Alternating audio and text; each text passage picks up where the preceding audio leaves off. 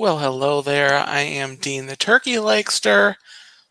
Welcome to the stream.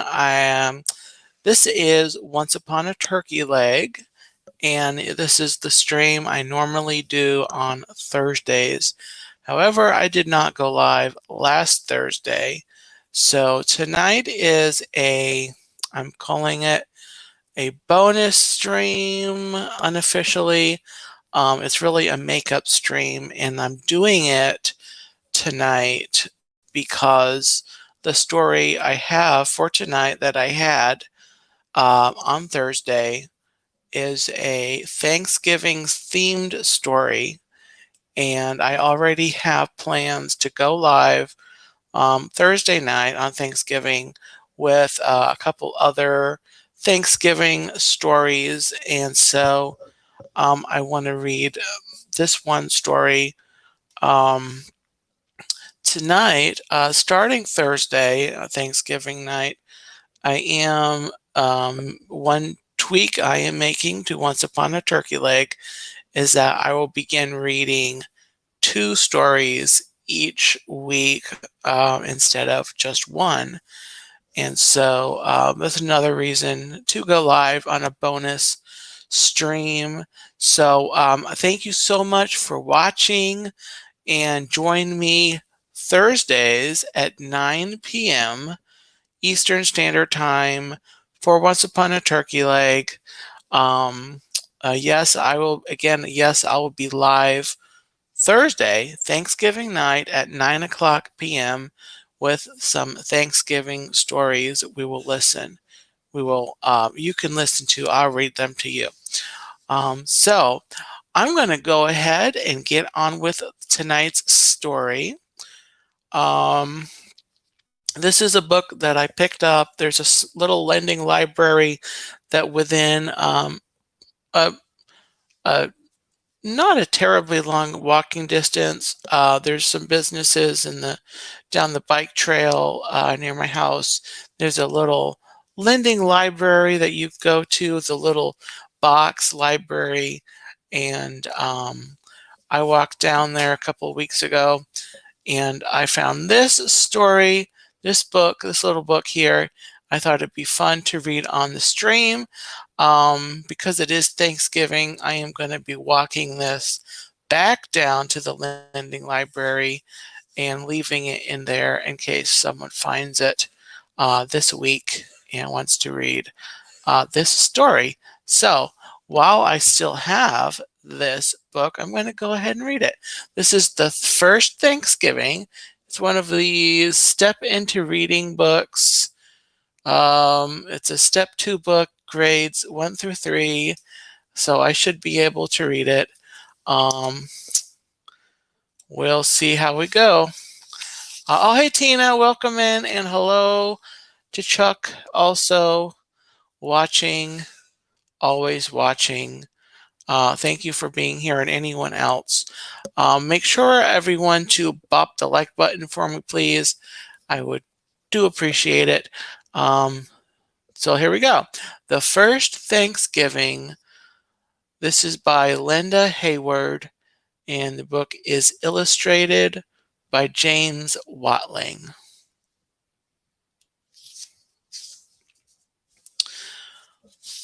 Plymouth, England, 1620. A ship is in the harbor taking on passengers. The people going aboard seem too poor and too ordinary to ever be famous, and yet their names are now in history books. Now, almost 400 years later, we still tell their story.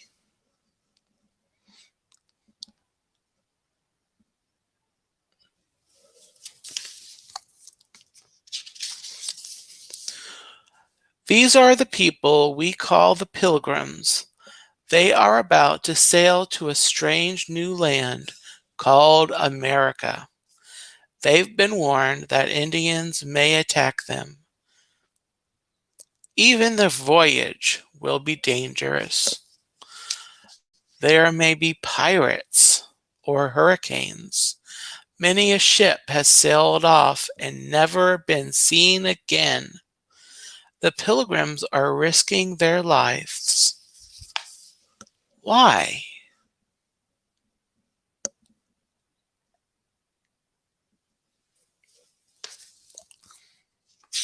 Hi, Najuma. Welcome in. Happy Monday. It started with the king. The king declared that everybody must belong to his religion. The pilgrims wanted their own religion. They tried meeting in secret. But the king sent spies to watch their houses. He sent soldiers to arrest their leaders. Even their neighbors turned against them. So the pilgrims decided to leave England.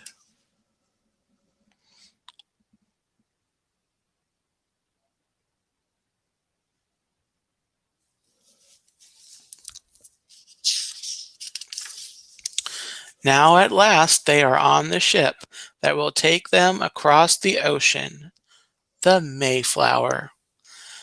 Other people have joined them. Everyone hopes for a better life in America. They have given up their houses. They have said goodbye to their friends. They have said goodbye to England, too. The Mayflower is on its way.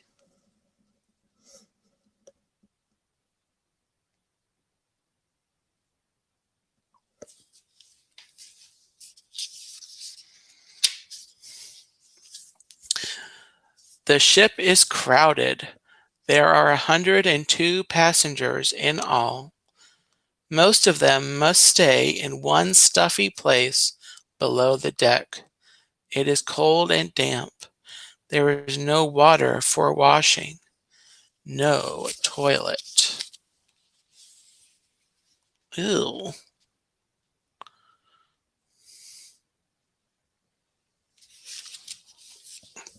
Every day the pilgrims eat the same meal: pickled beef, cheese, and dry hard bread.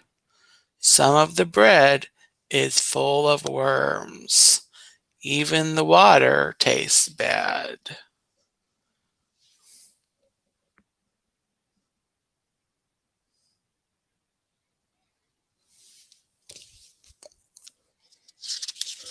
So far we got no toilet, full of worms, bad water, all in one cold, stuffy place. Halfway across the ocean, the Mayflower is hit by terrible storms. Week after week, huge waves crash across the deck. It seems as if the small ship will break in two.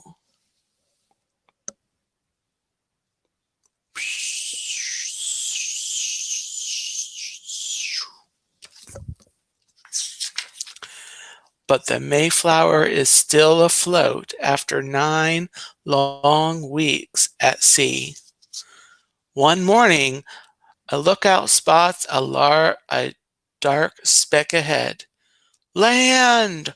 What a thrilling sight! They have reached their new home. The ship gets closer. The pilgrims see a sandy beach and many trees. America looks wild and strange. Is it safe? Are Indians hiding in the forest?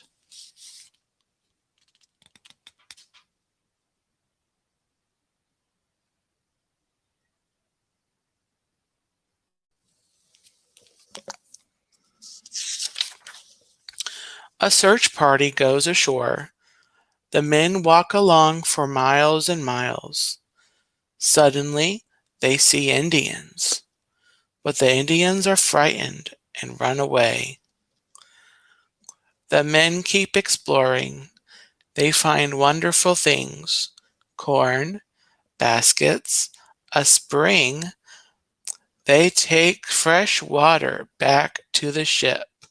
How sweet it tastes!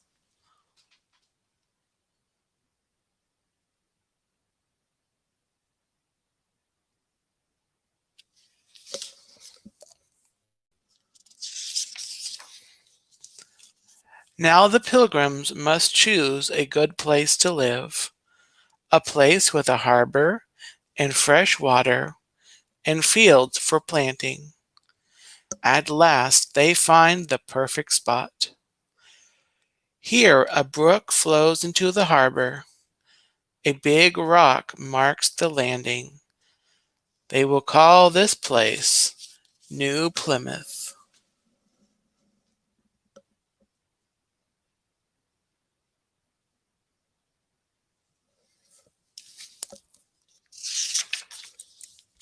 The pilgrims begin a new life in a new land.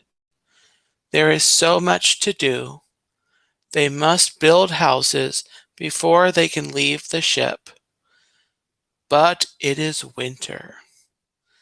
Bad weather slows them down.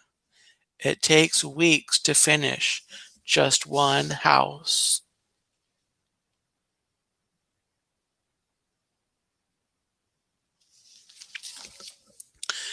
And there is hardly enough to eat. The pilgrims survive on food from the ship, roots, wild birds, and shellfish. How they wish for a dish of pudding and a slice of beef.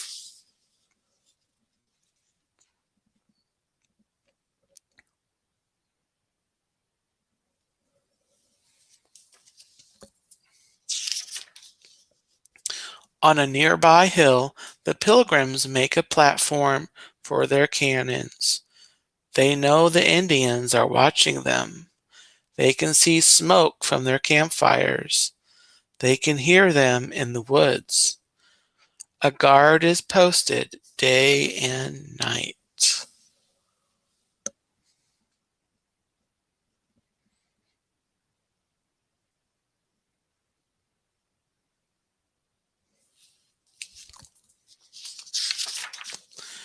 How hard that first winter is.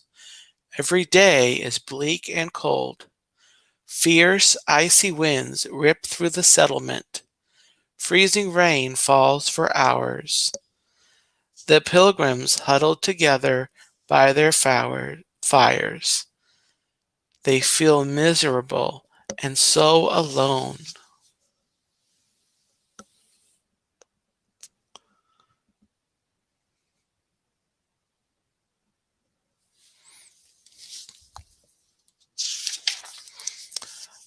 Almost everyone gets sick. Many people die. The small pilgrim band gets smaller and smaller. By the end of the winter, only half of the pilgrims are still alive.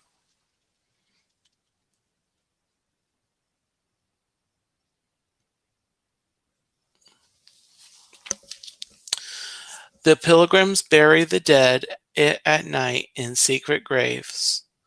The Indians must not know how few pilgrims are left and how weak those few are.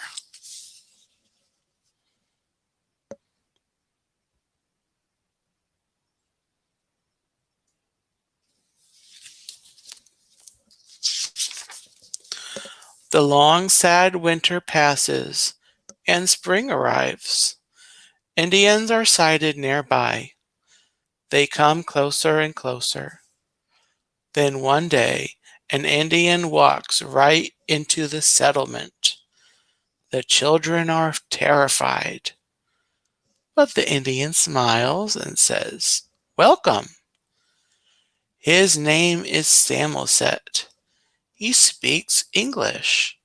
He learned it from sea captains. The pilgrims ask Samoset many questions. They give him presents. They want to trust this friendly Indian.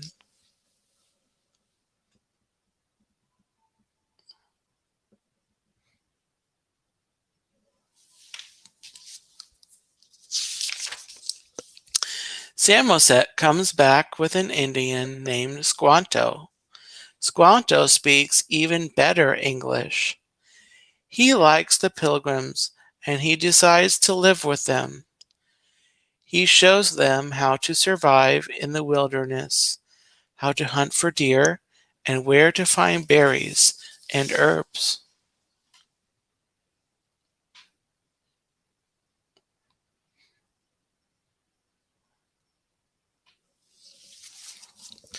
He also shows them how to plant corn the Indian way. The Indians put fish in the ground when they plant their seed. The fish make the soil richer.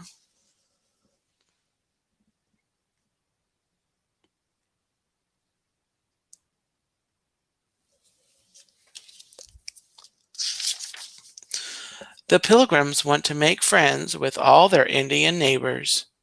Squanto and Samoset tell them about an Indian king called Massasoit. He is a great and wise leader. Massasoit comes to visit Plymouth. The Pilgrim governor bows and kisses the Indian king's hand. Massasoit bows and kisses the governor's hand. Then they talk together.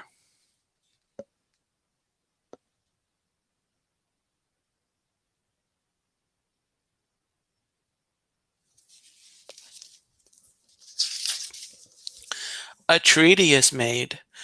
The Pilgrims and the Indians will not harm each other. There will be peace. The Indian leader draws his sign. The governor writes his name.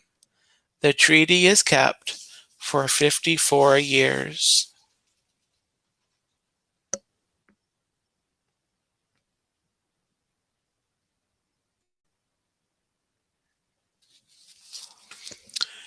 In April, the Mayflower sails back to England. The Pilgrims are sad to see it leave, but not one of them leaves with it. They all want to stay in America.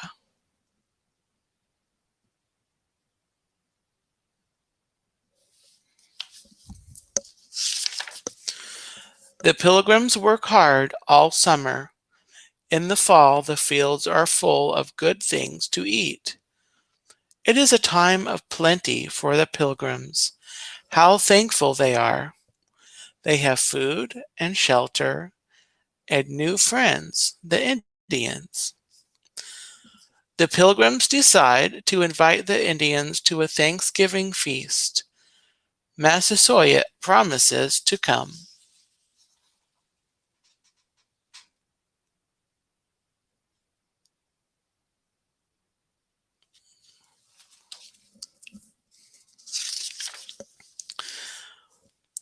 What a surprise!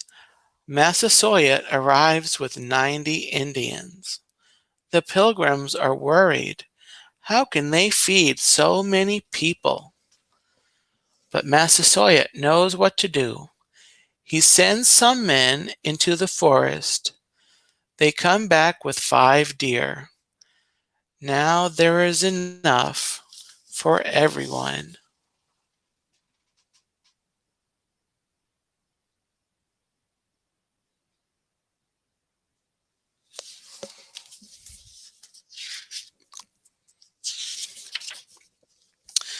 The oldest pilgrim says a prayer of thanks. Then the feast begins. Everyone eats so much: turkey, lobster, goose, deer meat, onions, pumpkin, cornbread, berries.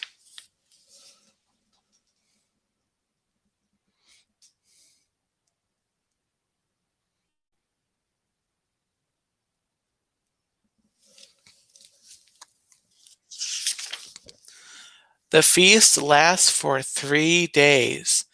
People eat and sleep, then eat again. The Indians do special dances. The pilgrim men run races. They have shooting matches.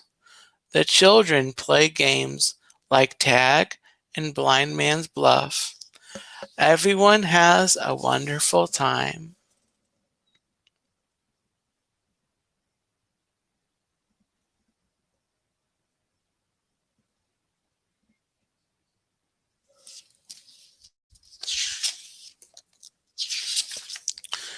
As the years go by, more people from England come to America. The little town of Plymouth gets bigger and bigger. The children of the pilgrims grow up and have children of their own, and they have harvest feasts too.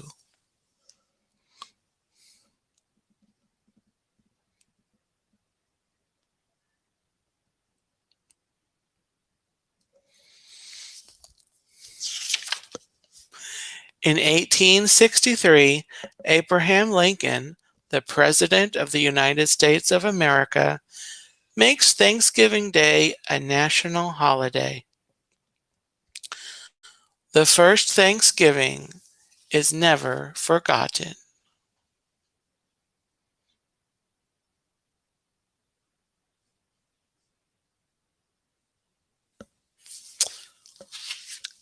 And that is the story tonight here on Once Upon a Turkey Leg, the first Thanksgiving. Hope you enjoyed that.